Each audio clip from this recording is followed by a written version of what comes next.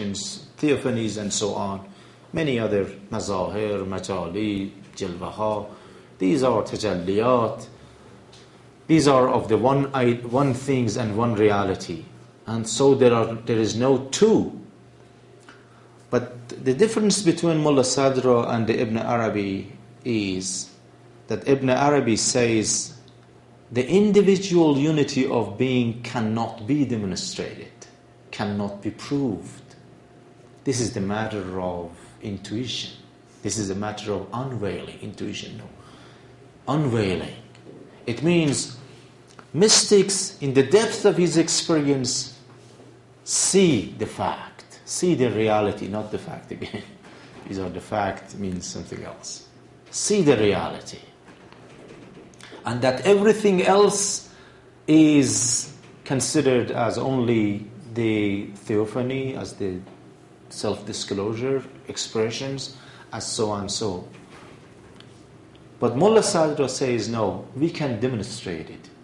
We can prove it. And one of the proof he offered actually is the same as I said.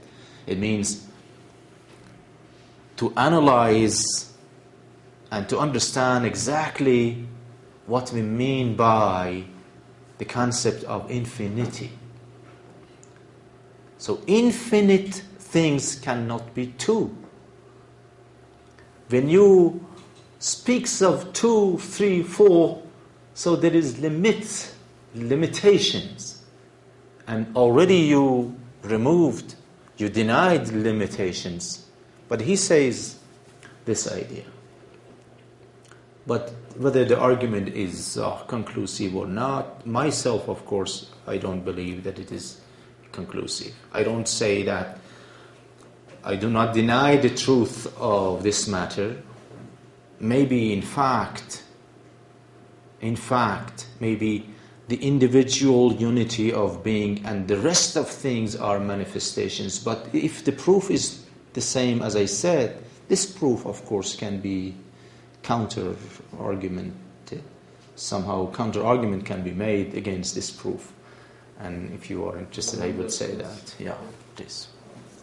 In addition to your words, we can say that in the opinion of Mullah Sadra, the existence is in perpetual transformation and dynamics. So we can say that this existence, wujud, has one stable essence.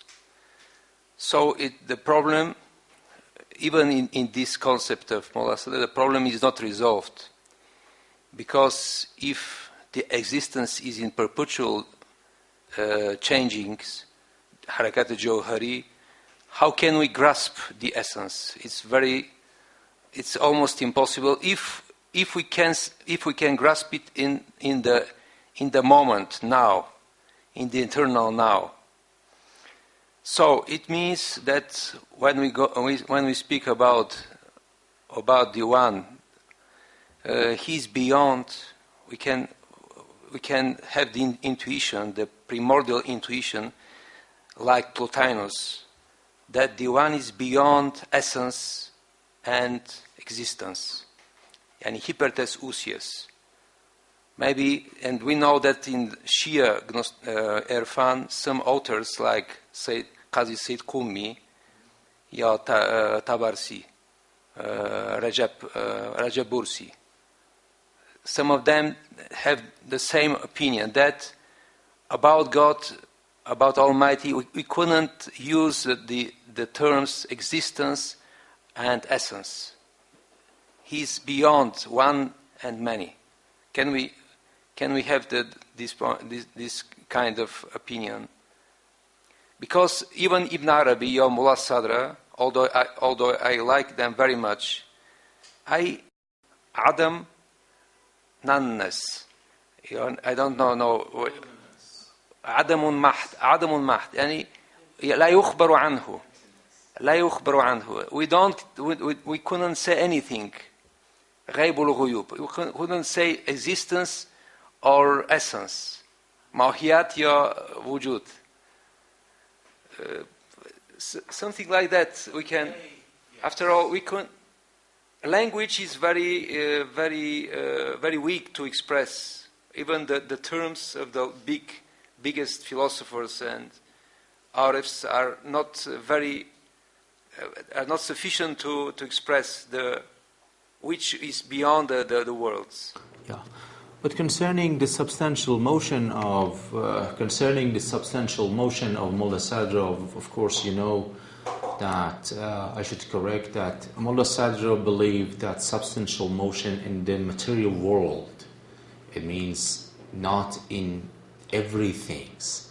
So the intellect for Mullah Sadra, because there is no potency, there is no motion, there is no change, no accidental, no substantial. So we cannot say because Mullah Sadra believed in the substantial motions, we should, for example, accept one idea rather than the other. Because, as I said, substantial motion only in the material world.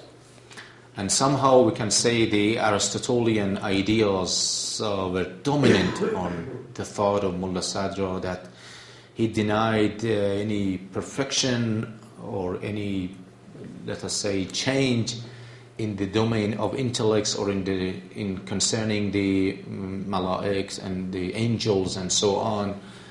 But recently there are some scholars who believe that even we can somehow depict, and this is also I want to explain in brief, just to show the dynamic nature of rationalizations, the dynamic nature of the philosophy that it should be. If you are going to explain motion or any change in terms of the Aristotelian concepts, and it says when there is a matter and potency, there is a matter and form, there is a acts and potency, there is and there will be motions, and when there is no matter and form, there will be no change. Yes, you should say substantial motion only in the material world. But if you believe in the fundamental reality of being, and if you believe that this reality is a matter of degree, it means different levels. So, why is it not possible to say that even the intellects can be densified, can be tensify, can be, can somehow be more perfect only in terms of degrees of being? Because if God is infinite, between the infinite and finite, there will be always infinite distance. They cannot remove the gap. They cannot reach that level.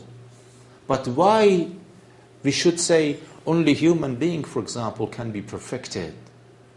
And why we deny the, evolution or perfection, the perfection of the intellects? Because if they are being, this being can attain higher degree of being and higher degree of being. So somehow they try to criticize Mullah Sadra, and on the basis of the fact that this explanations is somehow influenced by the dominant thoughts of Aristotle, who explained motion in terms of potency and act, matter and form, and so on. They criticize Mullah Sadra, and there are some scholars who have this idea about that. But again,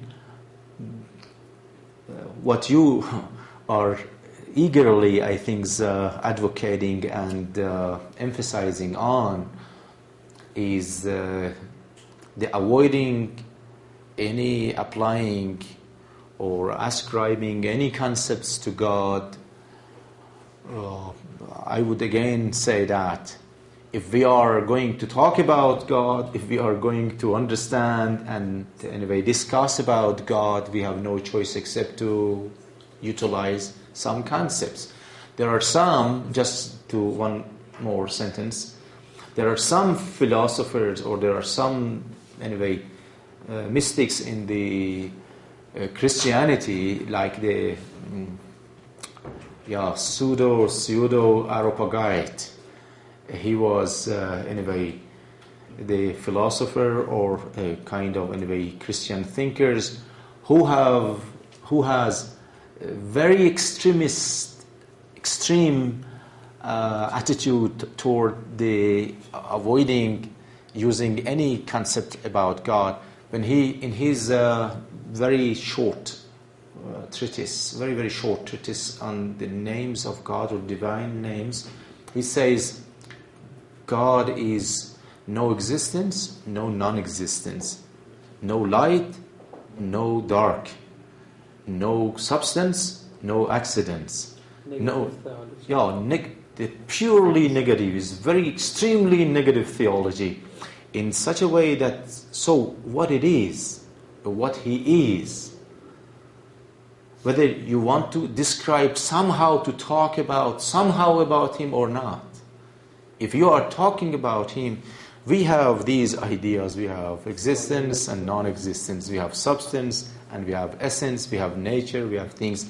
But I think there is no objection to use concepts, to ascribe such concepts to God, and yet at the same time emphasize on the limitations of concepts, and that the reality cannot be grasped, cannot be understood purely by utilizing these. These are in a way conceptual analysis. The conceptual analysis, again, I emphasize that has the evocative role, as just is going to excite you, just is going to motivate you to philosophize as they did, or to undergo spiritual exercises and so on, to have some access to reality. This is what I wanted to say. In support of this that I said before, I'd like to say the words of Imam Ali alayhi salam. He says that Kamalul Ikhlas lahu nafi as-sifati anhu. Kamalul Ikhlas lahu nafi as-sifati anhu. It means that in the spiritual perfection, in the way of the spiritual travel to God, to the One, we must reach to this stage when we deny even all the attributes of God. Yani kamalul ikhlas lahu nafi as-sifat anhu. It is one. And second, Imam Ali alayhi salam said, al-ilmu nuqtatun katharaha jahlul jahilin.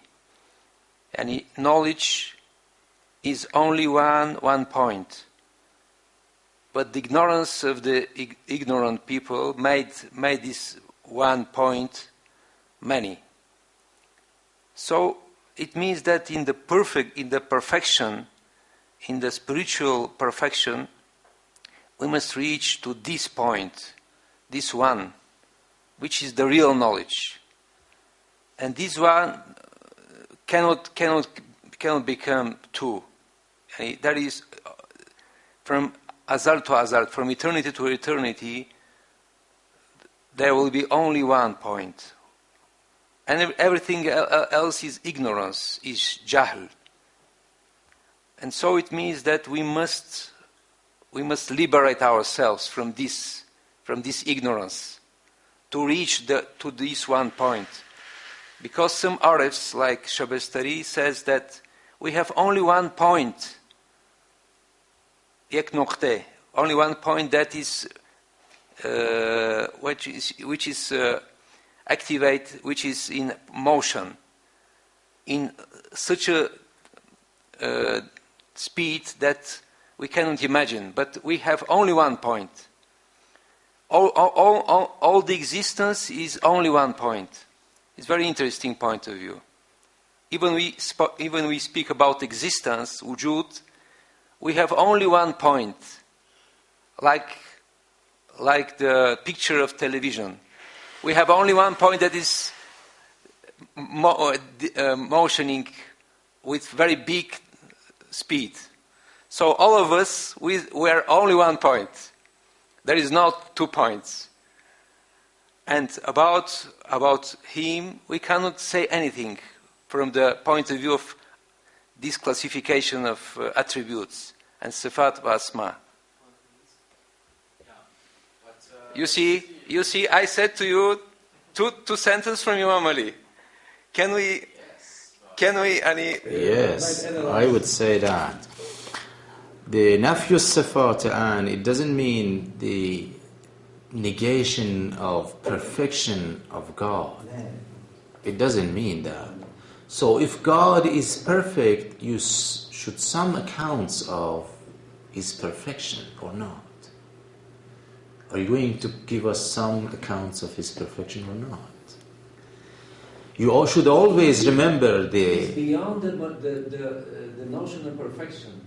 فوق التمام.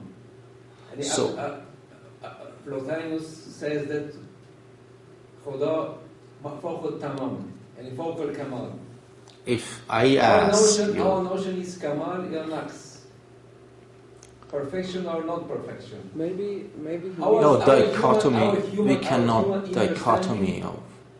You see, if I use let us say, the human language about God, and then I am unaware of its limitations, it means I am going to use for example, when I say life and say God is life and God is knowing, God is powerful, I mean by these, if I mean by these attributes the same meaning as I mean when using them in the ordinary usages, you have some room, there is room for you to raise objections and say, how can we anyway retain the transcendence of God? So you might be concerned about the transcendence of God, and you say the language should be different. But again here, philosophers like Allama Tabatabai and some others, they said the difference is not in concepts but in the reality. When I say God is life, I know the meaning of life in human being, for example, but I don't know the meaning of life in God. If I emphasize on not knowing the meaning, so there is a danger of agnosticisms. If you emphasize on the negative theology, this is the agnosticisms. If you say you want to say some things about this reality, so you need some language, and language is not private. Language is something common. You cannot invent the language of your own, because I am not behind anyway your imagination or your thought. I could not, otherwise there will no communication is not possible, of course. If we want to communicate with each other, if I want to convey the message, the meaning to your mind, I have to use anyway whether body language or the verbal language. I need some concepts. These concepts, you say, cannot reflect, cannot represent the reality as it is. I confess, I believe that this is the case.